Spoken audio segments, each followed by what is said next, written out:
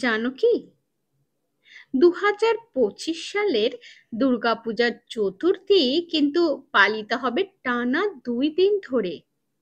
একেবারে বিরল ঘটনা।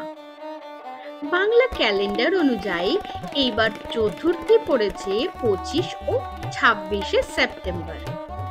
এই দিনে পূজিতা হন মা কুষ্মণ্ডা, আদি সৃষ্টির জননী। বিশ্বাস করা হয় তার অমৃতময় হাসি থেকেই সৃষ্টি হয়েছে এই মহাবিশ্ব। তিনি অষ্টভুজা দেবী, বাহন সিংহ, হাতে থাকে অমৃত ভরা কলস।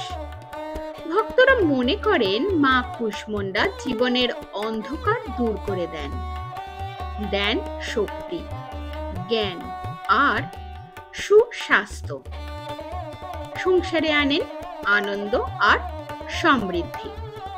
এই দিনেই আছে এক বিশেষ প্রথা, কুমড়ো উৎসর্গ। কুষ্মাণ্ড শব্দ থেকেই এসেছে কুমড়োর নাম। কুমড়ো মায়ের চরণে অর্পণ মানে নিজের অহংকার, অন্ধকার আর সব দুঃখ দূর করা। তাই 2025 সালের চতুর্থী শুধুই উৎসব নয়, এটি সৃষ্টি, শক্তি আর আশীর্বাদের প্রতীক। আমার ভিডিওটি যদি ভালো লেগে থাকে, লাইক, শেয়ার আর সাবস্ক্রাইব করতে ভুলবেন না।